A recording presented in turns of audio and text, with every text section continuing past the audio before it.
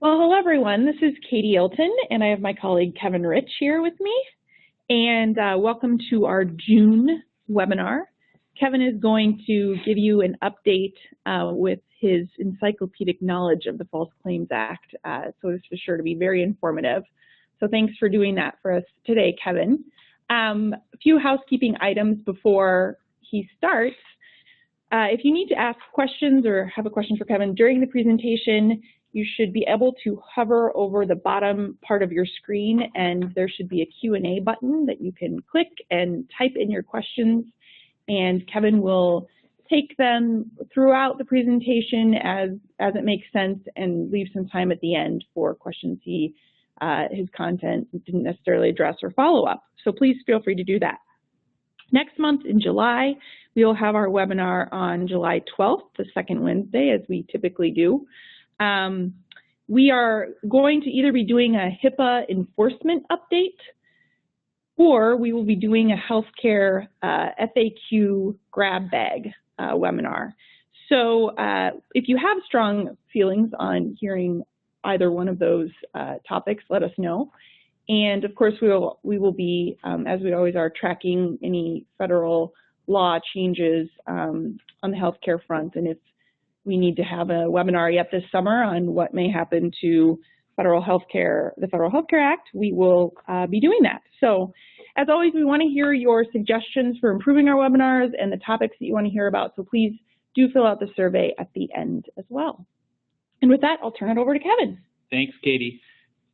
We haven't sound checked my mic, so if you have difficulty hearing me, please let us know. And as Katie indicated throughout the presentation, if you have questions, go ahead and submit those, and I'll take them if it makes sense during the presentation. Otherwise, I'm going to hold open some time at the end of the presentation.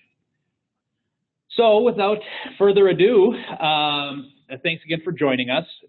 Friday, June 16th will be the one-year birthday of the Escobar decision, and you'll see in the title of this presentation it's referred to as the landmark Supreme Court decision.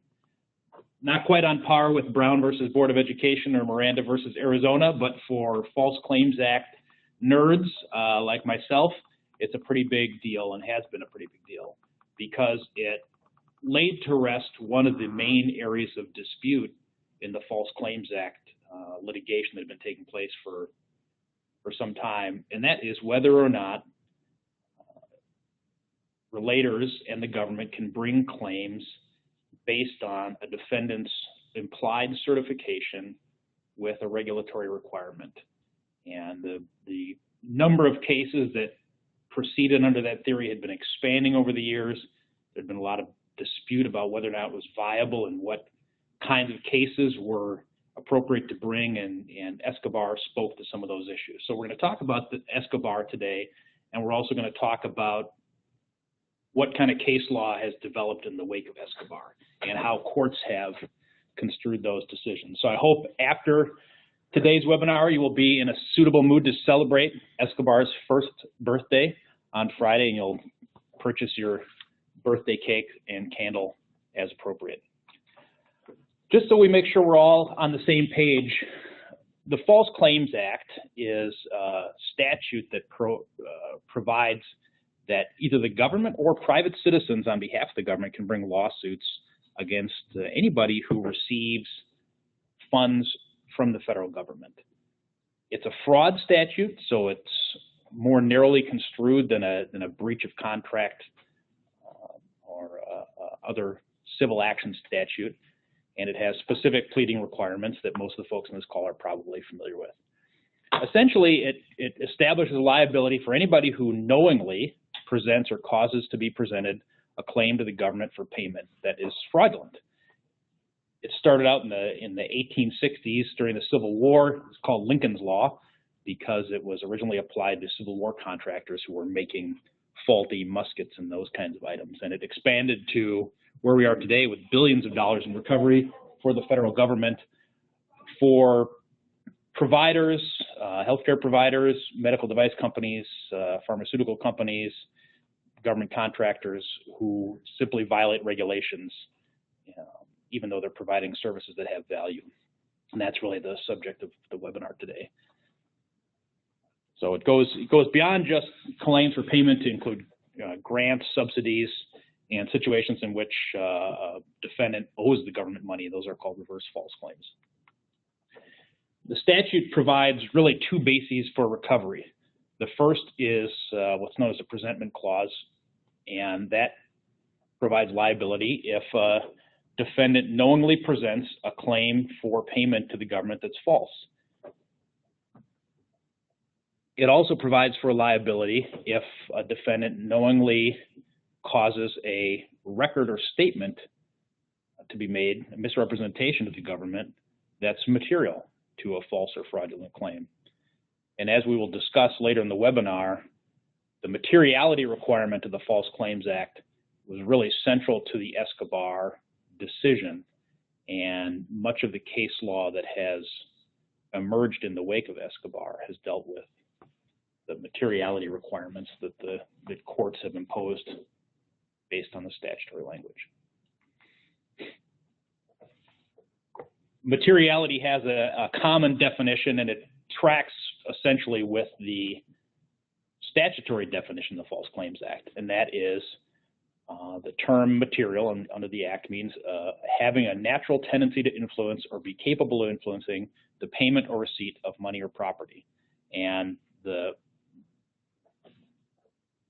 application of this definition has been constricted a little bit in the wake of Escobar, which we'll talk about momentarily. And of course, central to the Escobar decision is the principle that providers and government contractors can be sued for regulatory noncompliance. And the core of these allegations is that a claim presented by a contractor or a hospital or clinic is legally false because the service provided wasn't compliant with one or more regulations, even if the service provided was what the government paid for. For example, there was a case in the 8th Circuit involving supervision of cardiac rehab patients. And there was no dispute that these individuals had been walking on the treadmills when they were supposed to be walking on the treadmills. The question was whether or not all the regulatory requirements that applied to that kind of therapy had been complied with by the hospital when it was administering this therapy. So you can be sued even if you give the government what it's asking for if there's a regulation or a statutory requirement that's not complied with. And the government, of course, would argue that, well, you're not really giving us what we paid for if one of the regulations isn't complied with.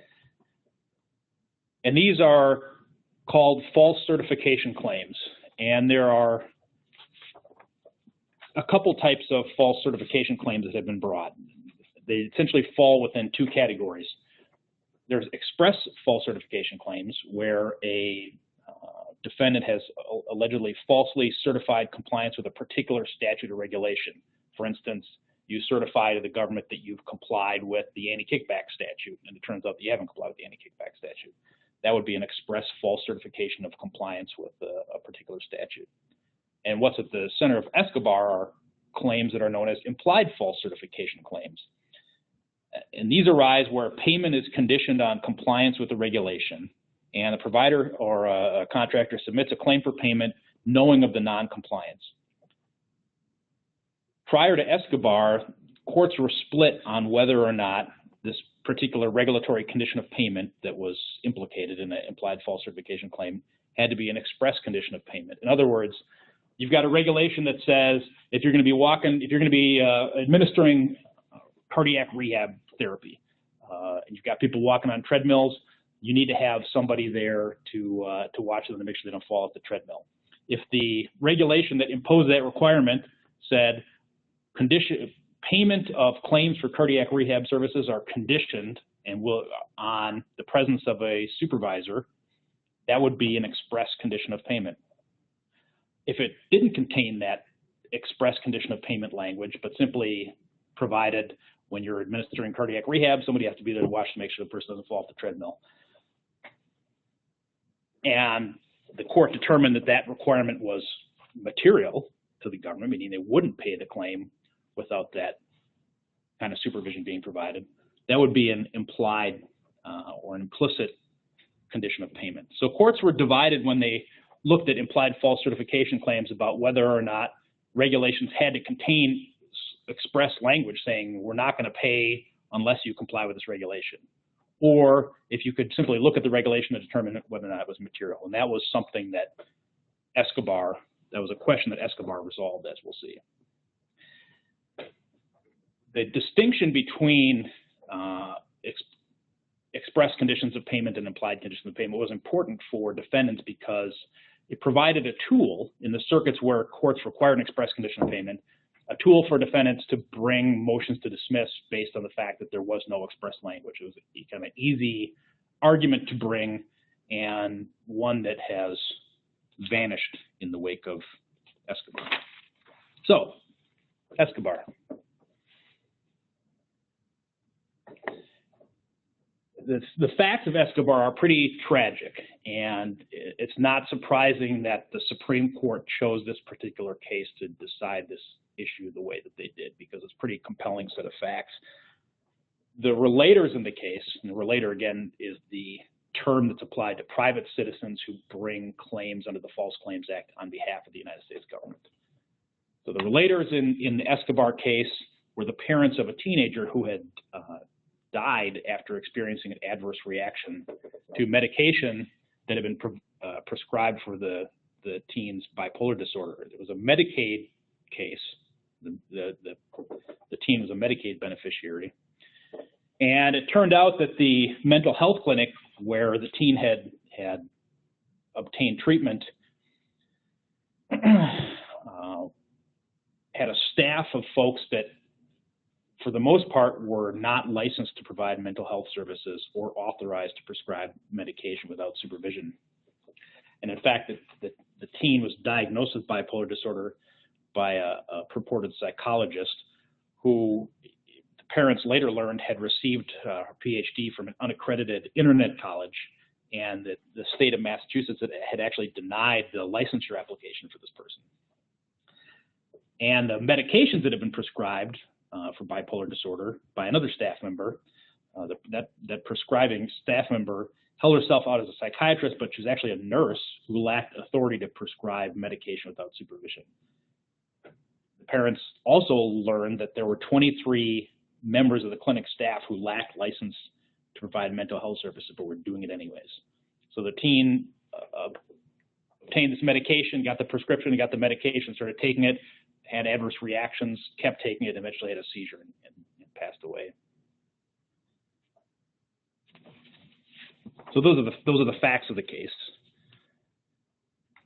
The relators brought implied certification claims against the provider, and the allegations of these implied certification claims included that clinic staff had misrepresented their qualifications and licensure status in order to obtain their provider numbers that the staff used to submit Medicare claims. So they had essentially lied about their qualifications to get the administrative paperwork approved that would allow them to submit their Medicare claims.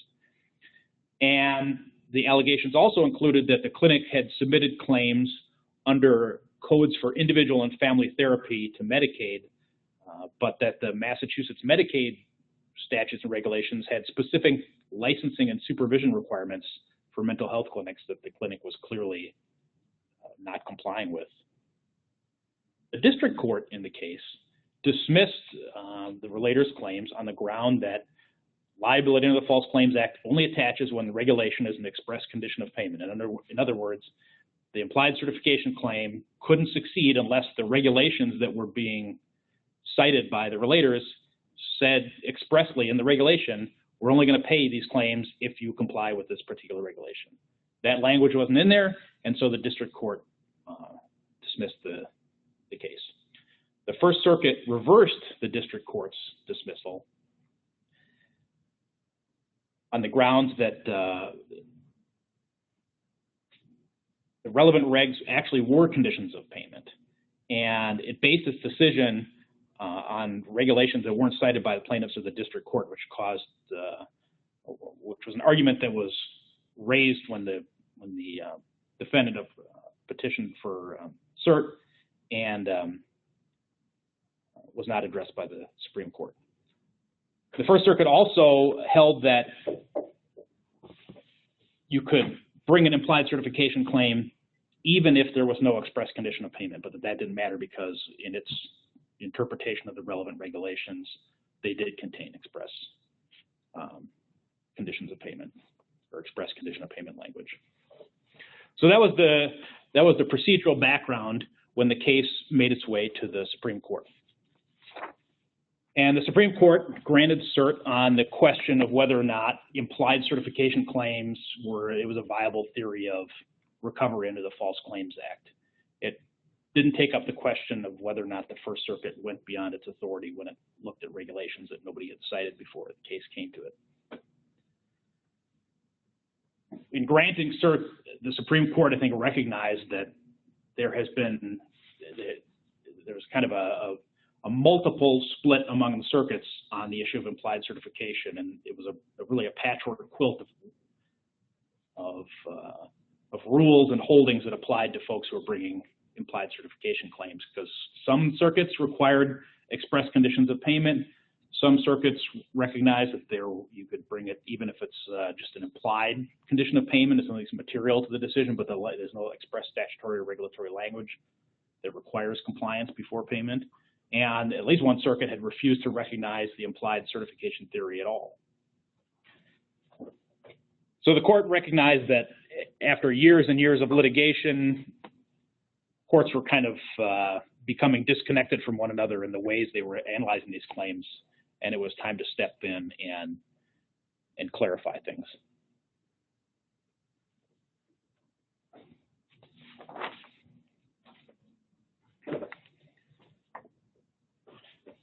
And Escobar held that the implied certification theory is viable if at least the claim that's being brought makes specific to the government, makes specific representations about the goods or services provided, and the defendant's failure to disclose noncompliance with material regulatory, statutory, contractual requirements makes those representations about the services that were provided misleading half-truths. The court noted that it wasn't deciding if all claims for payment implicitly represent that the billing party is legally entitled to payment. And the distinction is in the Escobar case, the claims that were submitted did more than just demand payment. In other words, they weren't just invoices submitted under a contract for services rendered for $15,000. The clinic had submitted claims using specific billing codes that the court concluded had made specific representations about the services provided, specifically that the clinic was providing individual and family mental health therapy services. The court wrote that anyone informed that a social worker at a mental health clinic provided a patient with individual counseling services would conclude that the clinic had complied with core regulatory requirements for those services. So it was the fact that they were outlining or at least identifying what kind of services were provided that implicated these regulatory requirements and constituted what the court termed as a specific representation.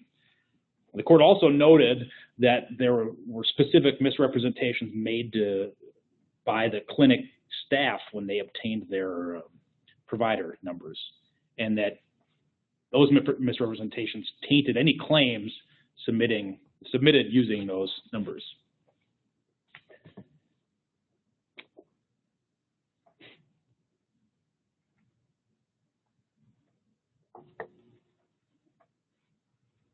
And the court spent much of its decision explaining how the materiality requirement of an implied certification claim should be considered when a court is evaluating whether or not a regulation or statute is material. It first explained that there is no express condition of payment requirement. It noted that it wouldn't make a lot of sense to have an express condition of payment requirement, because the government could simply include express condition of payment language for every single regulation that would apply to any service provided by a healthcare provider, for example. They could just tack on that language at the beginning of the regulatory scheme, and it would kind of render meaningless the express condition of payment requirement. So it got rid of that theory. We now have an implied certification theory of liability that's viable and that doesn't require express condition of payment language in the regulation or statute at issue. It also, interestingly, applied the scienter standard of reasonable person to the materiality prong of this new implied certification inquiry.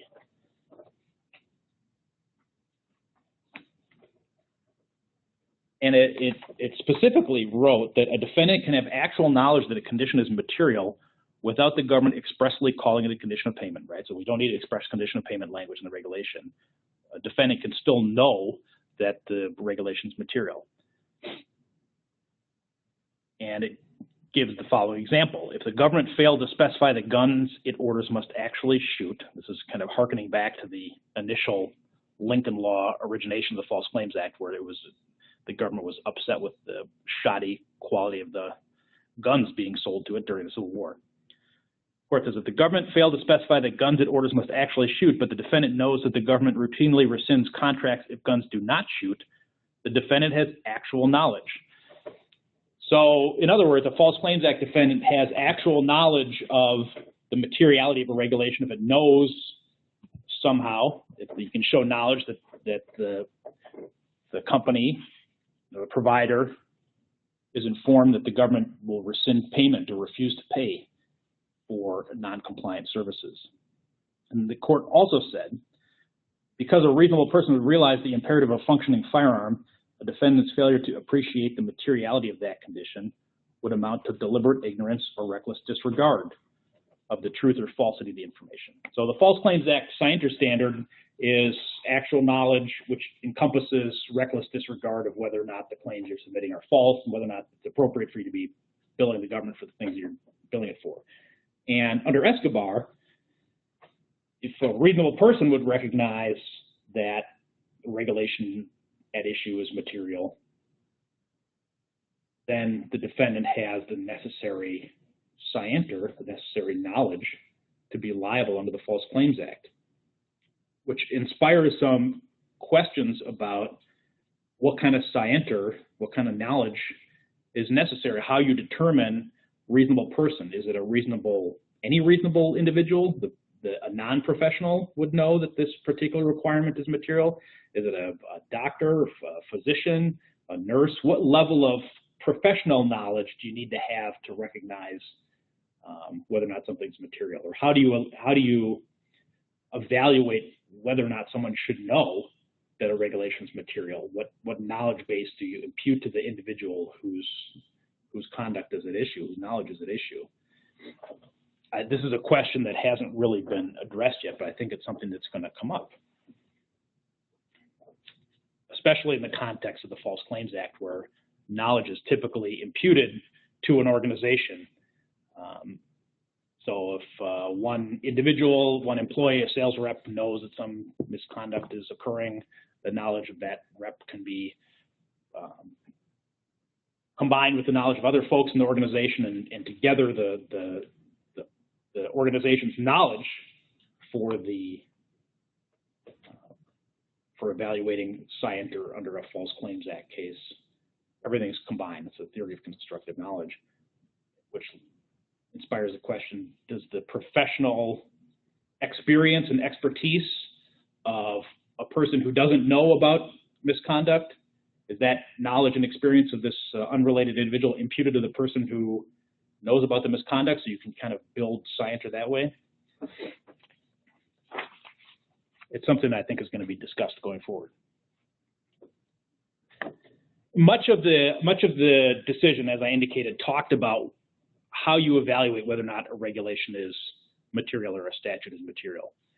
And the court gave some examples. First of all, as we just talked about, whether a provision is labeled a express condition of payment is not necessary in order to bring a certification claim up. However, it is relevant to whether or not that regulation is material. It's not dispositive, but it's something that you can look at and say, okay, this regulation did say that we're not going to pay for cardiac rehab services unless somebody is sitting and watching the person on the treadmill.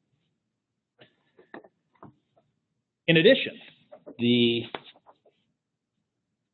court explained that evidence that the defendant knows that the government consistently refuses to pay claims in the, quote, mine run of similar cases is evidence that the regulation is material and that the defendant knows that it's material. So if the government refuses to pay claims when a certain regulation isn't complied with, that's evidence that the regulation is material.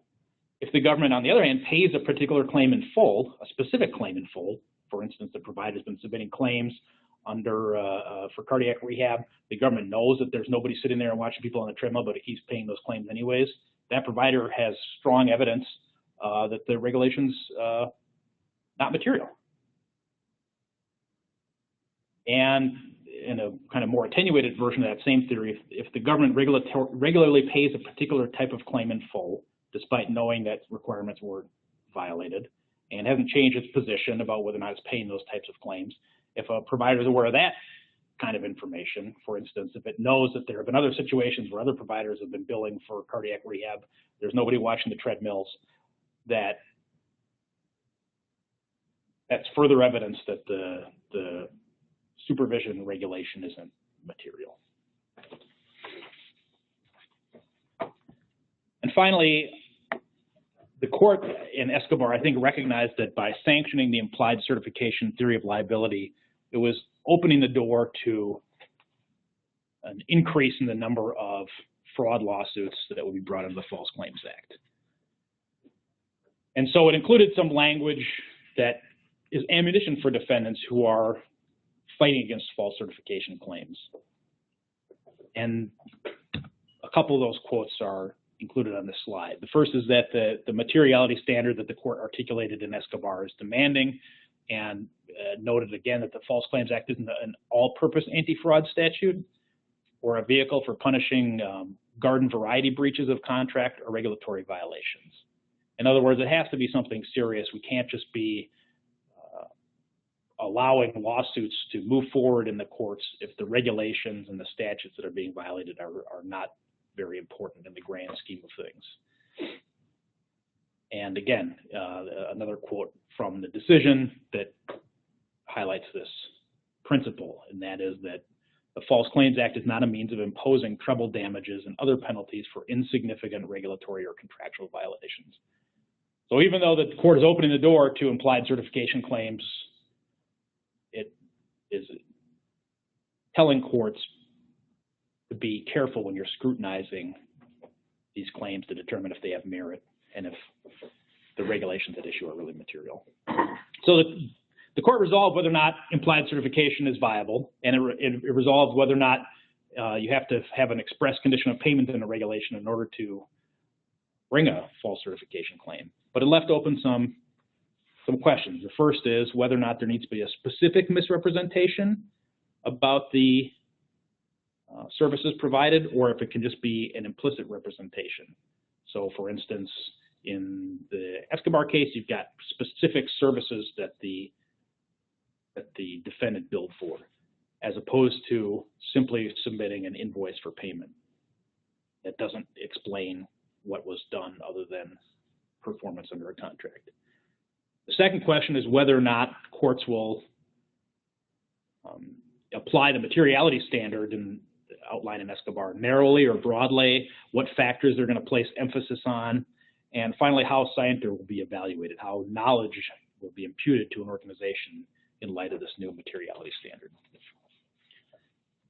So now we're going to look at some of the cases that emerged in the wake of Escobar and addressed some of these issues.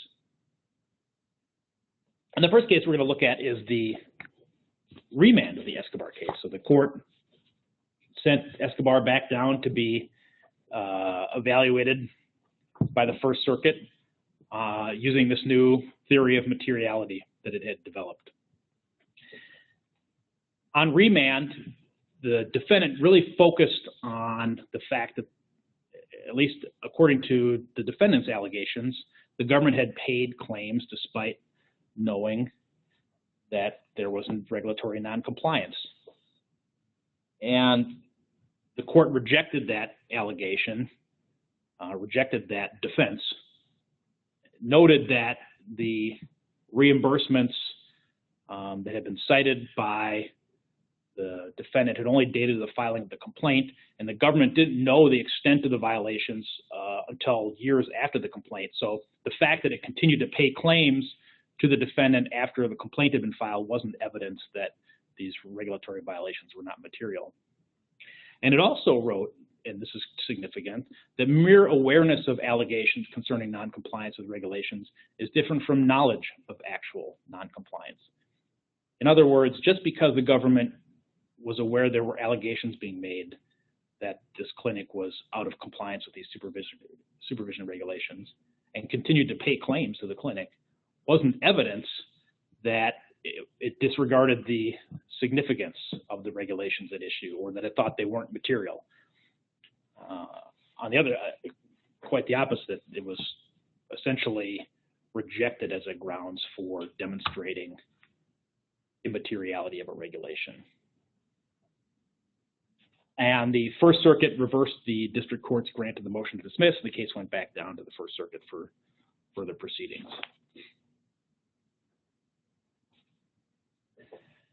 So that was Escobar, and that's in the First Circuit, and that was the case that emerged on remand. And other circuits have spoken out, have written about, and have discussed the materiality standards and the other rules that came out of the Escobar case. And I'm going to talk about some of those cases that are more significant. And there are new cases emerging every day. Many of the cases that have been decided since Escobar were percolating before Escobar came out. So they were in procedural postures where courts had already addressed claims, made decisions based on the False Claims Act law before Escobar. Those cases have percolated up and are being addressed and corrected based on the Escobar standard. We're going to start to see cases now that haven't been decided by anybody pre-Escobar, and it'll be interesting to see how things develop. So the first case I want to talk about is United States Exrel Petrados v. Genentech, Inc. And this is a case out of the Third Circuit. It's from 2017.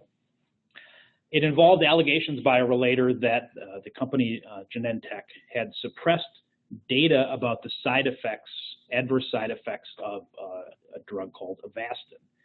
And that by suppressing this data about the side effects, it was causing doctors to submit claims that weren't reasonable and necessary. In other words, the doctors would not have certified that patients should be receiving this medication if it hadn't been for the company suppressing bad information about the drug.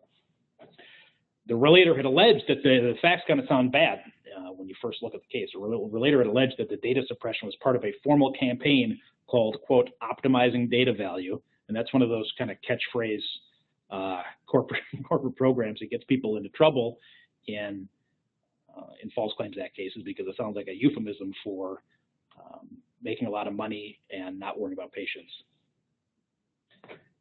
And the relator actually claimed that he brought the risks of suppressing this information about adverse effects of the drug to upper management, was told to stop working on the issue and stop worrying about it.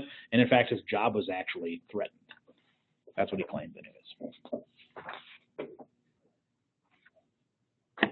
But the Third Circuit rejected his arguments, and it noted a couple interesting things. First of all, it cited a demanding and rigorous materiality standard from Escobar. So taking its clue from those quotes that I included in my slide a few slides back, that the court had put into the decision to highlight the fact that it was hoping lower courts would construe its materiality standard pretty strictly and not let people run wild with these implied certification claims. So the Genentech court cited this demanding and rigorous materiality standard, and it essentially decided that a relator must plead knowledge of a violation, a regulatory violation, could influence a government's decision to pay, and that have to plead some facts that the government would or does refuse to pay those claims. And it noted, as I show in the slide, that as the district court observed, there are no factual allegations showing that CMS would not have reimbursed claims for reimbursement for these medications had the deficiencies in reporting adverse effects been cured. In other words, if the company had reported the existence of these adverse effects, it would not have changed CMS's position on reimbursing the claims. And there are no allegations in the complaint that that is the case. And because the relator doesn't dispute the finding, it, quote, dooms his case. Interestingly, the court spent some time discussing the reasonable and necessary determination, and it noted that it's a process when the decision about whether or not a prescription of a medication is reasonable and necessary, and claims for that medication are reasonable and necessary. That determination is a process that involves not just the government, but individual doctors, and that it requires, first of all, FDA approval for certain conditions, right? A medication is only going to be reasonable and necessary if there's FDA approval, and that it's reasonable and necessary for the individual patient. In other words, the standard of care for that particular patient means it's reasonable and necessary to prescribe the medication at issue. Now, for example, the court pointed out there are situations where if you've got oral medication approved for a condition, but the patient isn't able to take medication orally, simply because the FDA has approved that medication for this particular condition doesn't mean it's reasonable and necessary under the circumstances. There's also an individual patient component to the analysis. In deciding that the materiality standard hadn't been met, the court also noted that the relator had provided the government with information about the allegations of data suppression. But even after receiving information about those allegations, FDA had increased the number of approved indications for the drug and hadn't taken any action against the company. So this would seem to be slightly inconsistent with what the First Circuit said in Escobar on remand, which is simply having information about allegations doesn't show materiality. And the Genentech case, sorry, I need to take a sip of water there.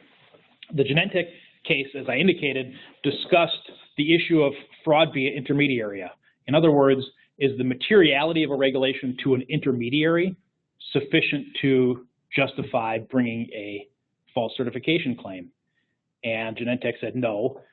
When we talk about materiality in the context of Escobar and in the context of implied certification claims, we're talking about materiality to the government. And the recipient of the alleged misrepresentation, that language from Escobar, that the claim, the violated regulation, the violated statute has to be material to the recipient of the alleged misrepresentation. That language is referring to the government, not the initial recipient. In other words, what the intermediary thinks about an issue is not relevant, at least according to Genentech. It's the government's materiality decision that ultimately matters. And the court noted that the relator was confusing causation and materiality arguments. That the alleged fraud's effect on physicians is irrelevant in the context of an applied certification claim, only to the extent it caused doctors to submit claims to the government. It's not relevant to whether or not the claim is material to the government itself, which makes sense. So that was Genentech. In the Fourth Circuit case of United States versus Triple Canopy, Inc., the Fourth Circuit addressed the Escobar decision, and it concluded that claims that implicitly, but not specifically state legal entitlement to payment can form the basis for a implied certification claim. So it went above and beyond the Escobar holding that specific representations are grounds for implied certification claim. And Escobar, as I noted, didn't bar any other claims. It didn't weigh in on this topic, but the Fourth Circuit looked at it and said, yes, you can bring claims even if it's not a specific representation, but just implicitly your claim states that you're legally entitled to payment and haven't made any specific representations about services you've provided and by implication regulations that you should have complied with. So in Triple Canopy, the defendant was a government contractor who had contracted to provide guards at an airbase in Iraq. And the guards were required to submit marksmanship qualification information. In other words, the government wanted to make sure that the guards who were protecting this airbase could shoot straight. And these guards could not. They failed their marksmanship tests, and the contractor had submitted falsified scorecards regarding the marksmanship of these guards. The contractor submitted invoices for payment that just billed the government for providing services under the contract. And the Triple Canopy court said this is a sufficient factual scenario to justify an implied certification claim, and held specifically that a government pleads a false claim whenever it requests payment under a contract, but the defendant withholds information about non-compliance with contract requirements. So there doesn't have to be a specific representation about the service provided. If you're performing under a contract and you're not disclosing regulatory non-compliance or non-compliance with contract requirements, that justifies bringing a false claim. And in a very common sense statement, the court held that guns that do not shoot are as material to the government's decision to pay as guards that cannot shoot straight. In addition to this kind of very basic common sense conclusion, the court detailed its materiality analysis and noted a couple of things. First of all, that there was an elaborate cover-up, and that the misrepresentations about the guard's qualification was evidence of materiality, and also evidence that the relevant individuals of the company had scienter, that had knowledge that this is a material requirement, because otherwise why would they have submitted false marksmanship certifications? And in kind of a disturbing reference, or a disturbing discussion of materiality, the court noted, first of all, that non-renewal of the contract was evidence of materiality. Okay, that makes sense. But then it also stated that in its materiality analysis, it looked at the government's intervention in the case. So it's a key tam case brought by a relator, and for those who aren't familiar with key tam cases, the way the process works, a private citizen will file a complaint under seal that makes allegations about false claims. At that point, the government is presented with the information that's in the complaint and usually meets with the relator to talk about what the allegations are. And then the government has a chance to investigate on its own. It's been put on notice that a company might be out of compliance or might be violating a contract term or out of compliance with the regulation. So it starts to investigate. And then it has a specific period of time within which it has to make a decision about whether or not to intervene in the case. In other words, to take over the case from the private citizen and litigate it itself. If the government decides not to intervene, it files what's called a declination notice, and then the relator, the private citizen, can carry on the lawsuit and gets a portion of the recovery at the end of the day. Most will go to the government, but the relator gets a share. And that's the incentive for private citizens to bring lawsuits under the False Claims Act. And in Triple Canopy, the court looked at the government's decision to take over the case as evidence that the regulation at issue was material, which to me seems like kind of circular logic, that the government now can argue that the regulation was material because it took over the case. After the fact, it's kind of like ex post facto declaring that this is a material regulation. So it wasn't the only reason why the court found that the regulation was material, but it's something that I have some question about in terms of a factor to make the decision on.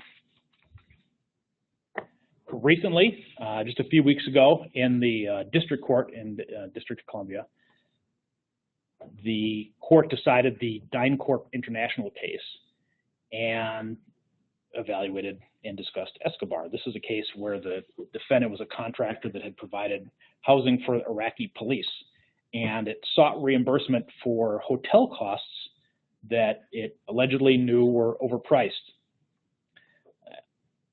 The court concluded that the defendant had scienter, had knowledge of the materiality of the requirement that costs be reasonable, because it's common sense that the government will not pay claims that are outrageously excessive. The court also held that just because the government frequently pays back charges when billed and claws back on reasonable charges later on doesn't show that the reasonableness of a claim the reasonableness of a charge is not material. So simply because the government has been paying fees to this company, it was actually reimbursing it for hotel costs. Because they've been reimbursing it, didn't show that the unreasonableness of the cost was not material to the government's decision to pay. Sorry, I have to speed along here because I see I'm getting close to running out of time. Again, if anybody has any questions as we're going along, feel free to bring them up. I would note that in the DynCorp case, the court didn't address this issue of collective knowledge, whether or not you can have constructive knowledge of the materiality of a regulation or a contract requirement based on this reasonable person standard, because there were individuals who were making decisions and submitting claims to the company who knew that these, or should have known because of common sense, that these costs were unreasonable. Another interesting district court case, this is Exrel Schimmelfenning versus Dr. Reddy's Labs. This case involved drug manufacturers in India who were importing drugs into the United States that were not compliant with the PPPA, which is a Poison Prevention Act, which requires child-resistant packaging for drugs. And the manufacturer in this case represented its compliance with the PPPA to pharmacies, who then distributed the drugs and billed Medicare and Medicaid for the drugs. The pharmacies were responsible for ensuring compliance with the PPPA, but there was no allegation of any specific representation to the government of compliance with the PPPA. And the court in this case concluded that you've got to plead specific representations to bring an implied certification claim. Because there was no specific representation, the implied certification claim here failed. And it also noted that the existence of an administrative remedy for violating the PPPA established that those requirements were not material from a False Claims Act perspective. And again, taking its clue from the Supreme Court's suggestions in Escobar that these theories should be pretty narrowly construed, the court wrote that it's unwilling to undermine the well-established regulatory procedures in place for addressing non-compliance. So the fact that there was a regulatory scheme, an administrative scheme to address non-compliance with these regulations was evidence that it wasn't material from a payment perspective. The government could have gone in and corrected this administratively.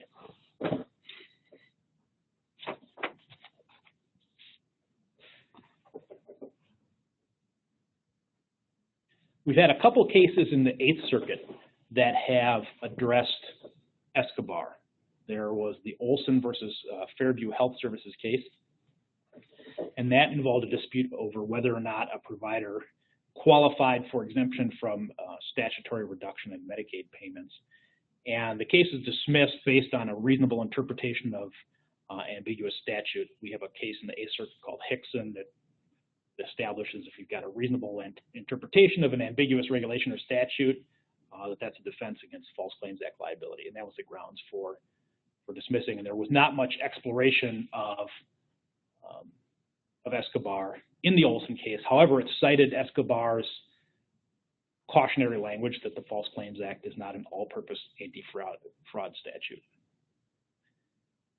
Then in the Miller case, the relator in that case had alleged that the defendant, which is an education company, for-profit college, had falsely stated it would maintain grading and attendance records that were used in conjunction with student applications to obtain a tuition assistance, which then, of course, went to the college.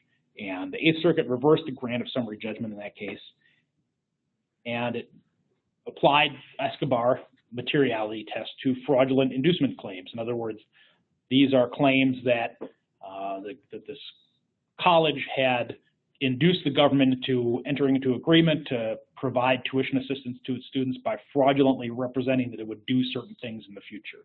And it applied the materiality standard to those claims, which is a little bit different than what you had in Escobar and the other cases we've talked about, where it's either been contract requirements or regulatory violations in the context of Medicare submissions. So the court in Miller stated that materiality depends, in this kind of case, a fraudulent inducement case, depends on whether the defendant's promise to maintain accurate records influenced the government's decision to enter into the contract. It noted that the defendant knew that the government sometimes terminates institutions for noncompliance with its record-keeping requirements, terminates contracts with those institutions, and it audits institutions who are participating in the program to make sure they're keeping accurate records. So it's a little bit of a wrinkle on Escobar because it's a fraudulent inducement claim. But these are the two cases out of the Eighth Circuit that have addressed this issue. In the District of Minnesota, we've had one district court case that has discussed Escobar, and that's the Johnson versus Golden Gate National Senior Care case. In this particular key TAM action, the relator alleged that the defendant had falsely certified that it was complying with regulations related to physical and occupational therapy. The defendant's a skilled nursing facility.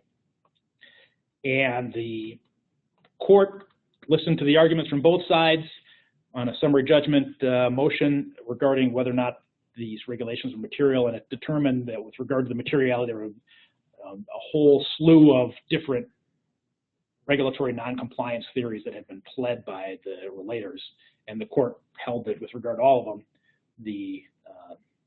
there were fact issues with regard to the materiality. And this is one of the concerns as a practitioner and for defendants, is that the materiality requirement implied certification claim can be subject to such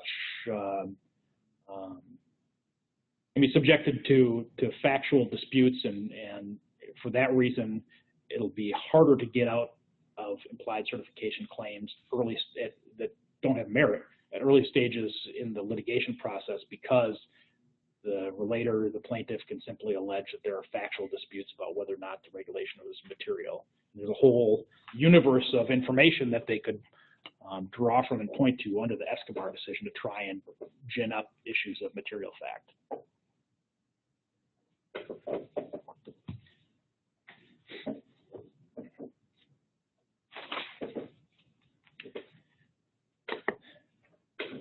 Another interesting district court case, this is from earlier this year, it came out of the District of Maine, and it related to 3-day and same-day rules and requirements about bundling services. And the court in this case considered that government had taken action to prevent the kinds of billing that had been alleged by the relator, and the manner in which the defendant had been purportedly billing the government, and had actually warned that the kind of billing arrangements that had been implemented would generate an investigation for fraud, and that simply warning that an investigation for fraud would result if a particular billing scheme was implemented was sufficient to, or at least inform the court's decision on whether or not the relator had pled a plausible claim of materiality, which the court concluded that. Yeah. A couple other cases of interest, one of the DC Circuit and one out of the Fifth Circuit. Both of these looked at whether or not the government had taken any action after investigating allegations of noncompliance. And in both cases, they pointed to the government's inaction in the face of the allegations as evidence that the purported regulatory violations weren't material. So that this kind of government knowledge defense that had been percolating even before Escobar now seems to be something which defendants are going to rely on pretty heavily going forward, because it seems to be pretty consistent that if the government is investigating allegations and allowing the defendant to submit claims and get paid for claims despite the fact that investigations are ongoing or that investigations might have uncovered noncompliance. That's going to be a defense that folks can bring, and that will be recognized. Finally, the Department of Justice has been submitting position papers or amicus briefs in a few select cases to lay out its arguments for an expanded and more relaxed definition of materiality in the wake of Escobar, in reaction to people starting to recognize, I think, that this government knowledge defense is going to be broadly applied, and it's going to be something that's available to defendants to protect themselves. And in this particular case, there had been a dismissal of claims, and later it moved for the court to reconsider that, and the government had filed a statement of interest explaining its position on the materiality test. First of all, laying out some arguments about why a defendant's misrepresentations of compliance with the regulation is, in the Department of Justice's view, strong evidence of materiality of those regulations. And then also stating that contrary to what seems to be developing in case law, at least according to the Department of Justice, just because the government continues to pay claims to a defendant who faces allegations of fraud, that's not enough to show that the alleged fraud is immaterial, even though courts seem to be looking at that and considering that as substantial evidence of materiality. The government's position is that just because we're paying out claims to a defendant or somebody who's been alleged to be committing fraud, that's not enough to show that we don't care. So that's where things have headed since Escobar came out. That's how things have progressed. I think the scienter issue is going to provide some interesting case law in the coming months and years, as well as further development about how broad courts are going to, how far reaching the courts are willing to be in terms of considering evidence of materiality. And with that, I'm almost done with my time, but if people have questions, I'll happily answer those for you. Thanks for your attention.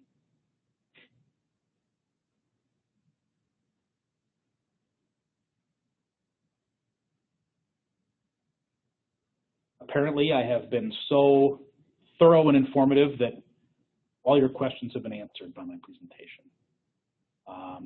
Again, thank you. I hope you enjoy celebrating Escobar's birthday on Friday, and I will talk to you all soon.